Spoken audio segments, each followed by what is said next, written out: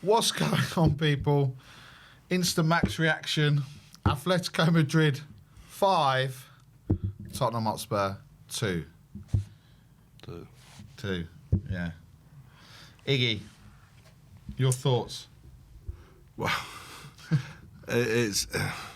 Do you know what? As I was saying before, it's very difficult to analyse a game where we was completely out of it after 10, 15 minutes.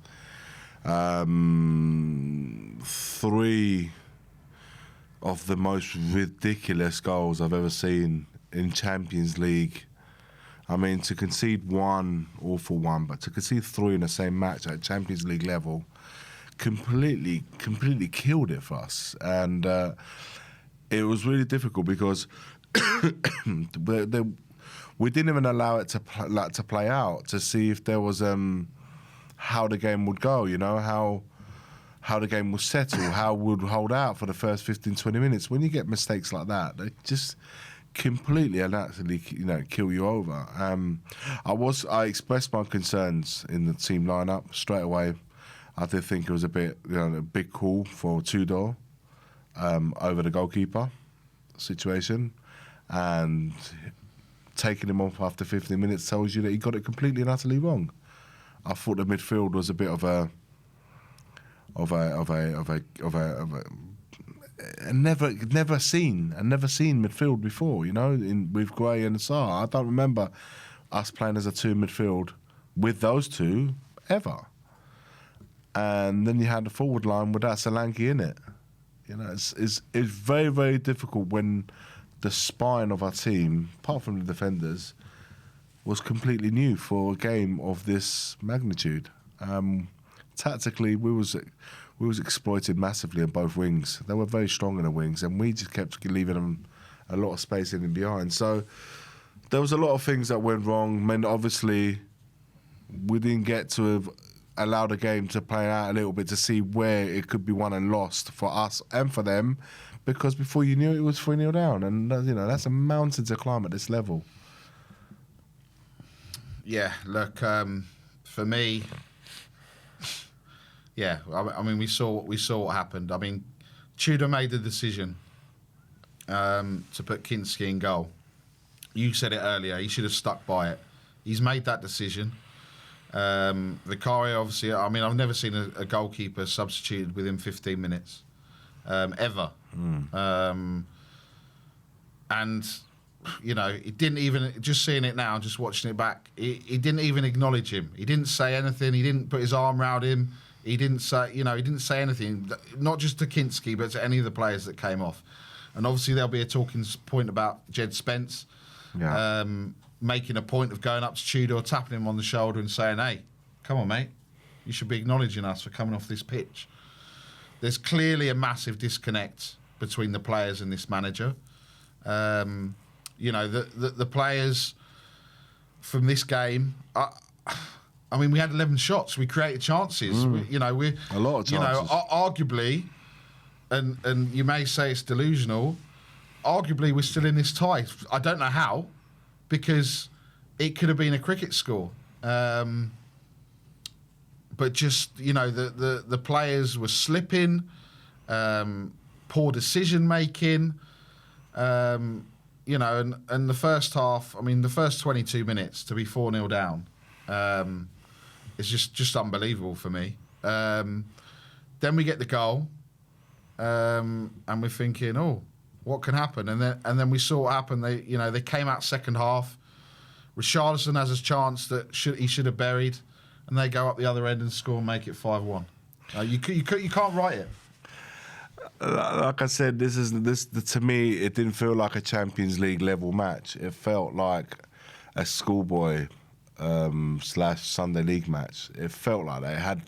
It had elements of it, mistakes, and just complete and utter naivety. How do you concede through a corner from your corner or your attacking set piece? How do you then go at the other end and concede? It's not even the last minute of the game. It's not like, you know, we had to get that goal to stay in the tie. It wasn't anything like we had to throw the kitchen sink at them, and we go and get caught on a counter essentially. Do you know what? Everything that could have gone wrong in this match actually did go wrong. And like I said, you cannot. This is the creme de la creme of football. You know, this is club football. This is like the highest level. You cannot make mistakes like that. You cannot make errors like that, and certainly you can't do it consecutively 3 times. And the pitch and the football boots. I don't know what was going on tonight with everyone sliding all over the place. The commentator earlier on said there was like 10 or 11 slips from our players. It's just ridiculous. The whole thing was just an absolute shambles from the starting lineup, from the call that he made. Hey, listen, he makes that call. Kinski has a worldie, and all of a sudden he's like, what a great call that was. Yeah. It wasn't to be. It wasn't the time for Kinski to come in. I've said it. These games, people say, well, why in the Premier League? Premier League, you need to win as well.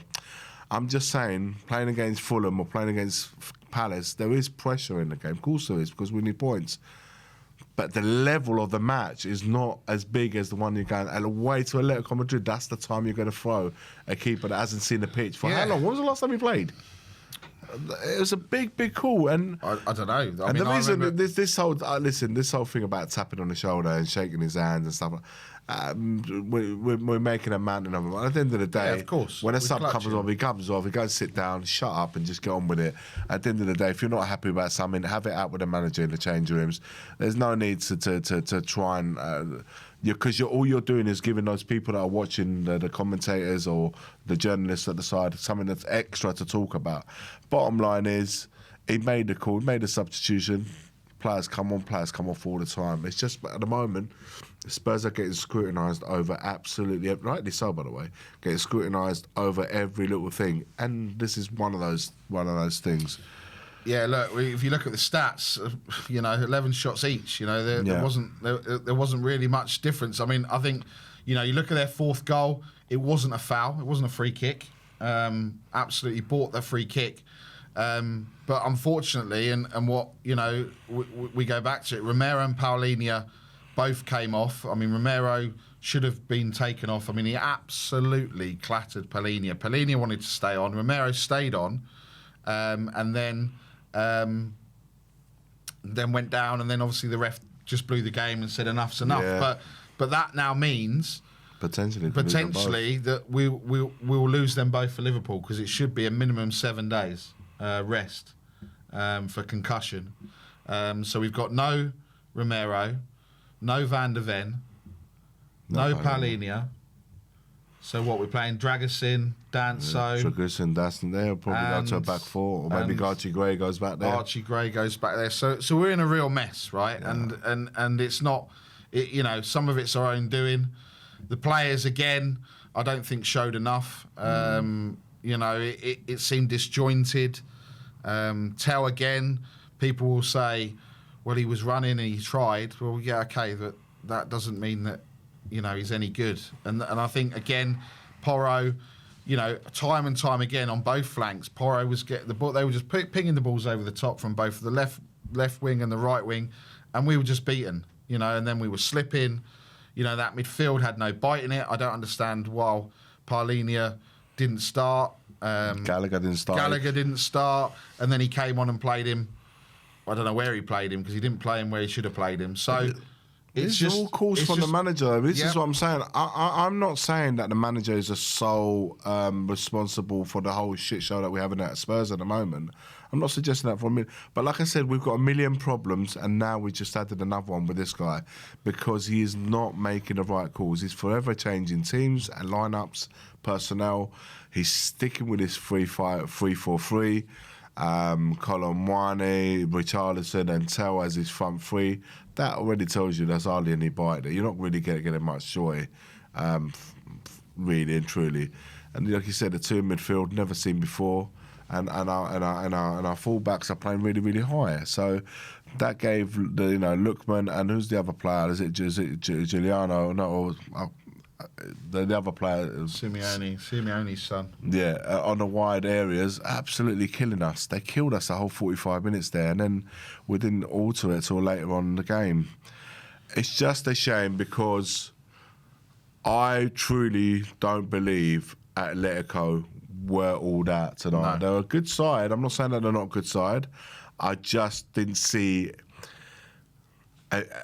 I didn't see a team. Well, we gifted. I don't know. When you gift goals, then the teams, their tails are up and they accompany you all the time.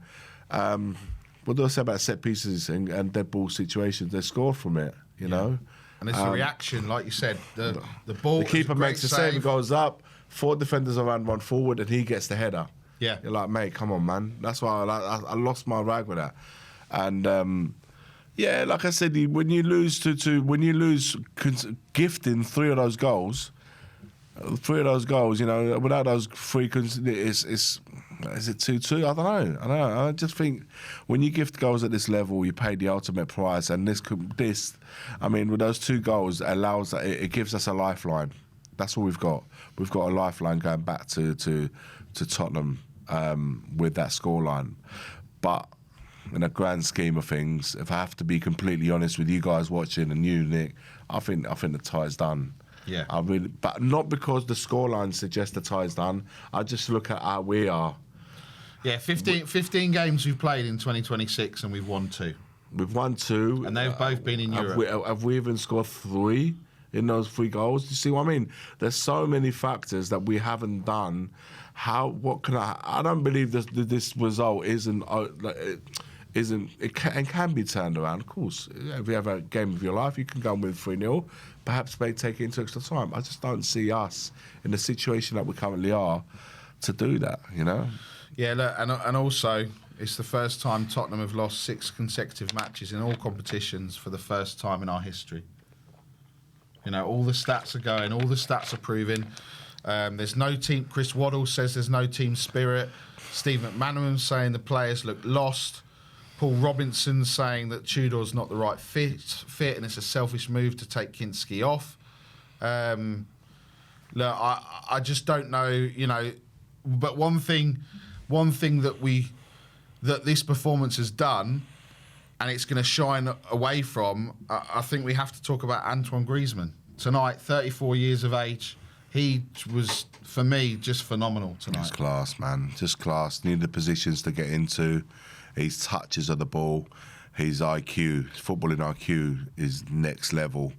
And he absolutely rose in this game, you know. He made everything tick.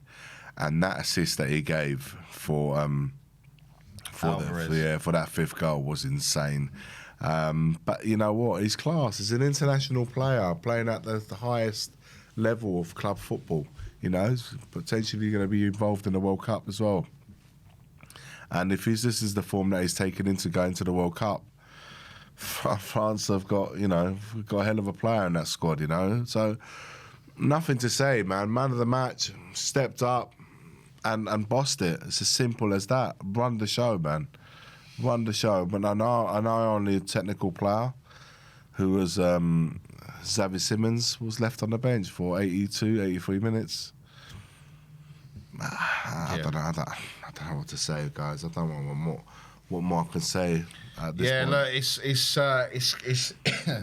it's gonna be interesting. But look, whatever happens, we need to stick together. We saw nothing again tonight. We asked for a reaction. We need to fight. You know, Liverpool next, then the return leg, then the massive 6-pointer, which is going to be Nottingham Forest. I mean, you know, potentially we could be in the relegation zone by the time we face Nottingham Forest. Has Harry Redknapp been given a call yet? I don't know, but I don't see. Tudor in or out for you? I don't see how he survives tonight. These players are not good enough. We know that. We've said it. We've seen it time and time again. Look, you've got rid of the last 3 years. We've got rid of the leading scorers through Kane, through Son. You know, and I don't think he was that good, but he played into the system and scored goals, and that was Brennan Johnson. You can't, you've also lost Maddison. We've also lost Kulusevski. Something like someone said, 84 goal contributions between the players that we've lost. Although just those, for Maddison and Kulusevski as well as Son. You don't replace that, and we haven't replaced that with a Richarlison, with a Solanke, a Tell, a Mawani, Simmons, Odebert. We don't have anyone creating. That's the bottom line. The squad is not good enough, and this is down to the ownership. This is down to the, we all thought everyone. How funny was it? We sat there at the start of the season or whenever it happened. Levy's gone, and everyone thought, this is going to be all right. They came out. The Lewis family came out saying we're going to do this and we're going to do that and we're going to do everything else, and they've done nothing. And we've actually, Daniel Levy's sitting at home tonight, rubbing his hands together and laughing, going, "Told you." Because at least if Daniel Levy still was here, Frank wouldn't have stayed as long as he did, and we potentially wouldn't be anywhere near where we are. But this was coming. You said it earlier. This was coming last season. We should have seen this last season when we finished. We were miles away. There was 3 teams worse off than us. We're the worst team in the Premier League, and I don't see it. The only thing that I can see at the moment is us getting relegated. And how can you even fathom that? And I know people will sit there and talk about Leicester winning the league was more. It was more to happen. But I think Tottenham getting relegated from the Premier League is the biggest thing that will ever happen in this league. Like I said, man, for me, the biggest thing that I still yet to see is the team that fights, a work ethic, a team that plays for each other, and a team that are going to fight tooth and nail to not get relegated. I'm not seeing any of that. I'm seeing it from West Ham.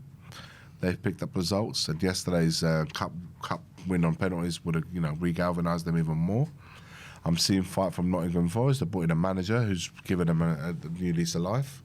And, all these teams are out. Even Wolves, beating Liverpool over the weekend before the league game, that is.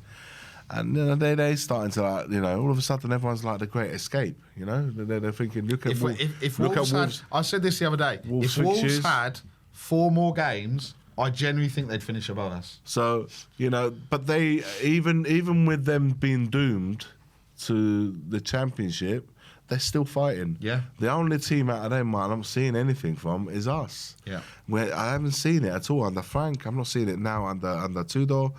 And I think that's the biggest thing, to get a manager in to say, guys, we need to get back together. Sort of simplify tactics. We're inventing all these a manager's come in now and he wants to implement his own tactics to the team instead of saying, do you know what? Let's just strip it down to basics. I don't know, 4-4-2, whatever it is. Surely, and say let's get these points, and then as you start getting them on side a little bit and everyone starts picking up a couple of results, all of a sudden maybe you can start implementing some of these changes, but not do the things like he did tonight. No. And surely he should have seen this. 3-4-3 didn't work with Amarin, right? So we could have seen this, we could have seen this coming. But look, in Europe, the back three, in Europe, in the Champions League level, not the best teams, a lot of them do not play with a 3 at the back. They don't. They play with a 4. Yeah, I don't remember the last time I saw someone in the Champions League going far with a back 3. I don't remember. If anyone can remember it, please let me know. But I don't remember how many teams in the Champions League play with a back 3 and have gone to really good levels of going far in this competition. Not that I'm saying Tottenham can go far. I just don't know about anyone else that plays a back 3 at this level. Yeah.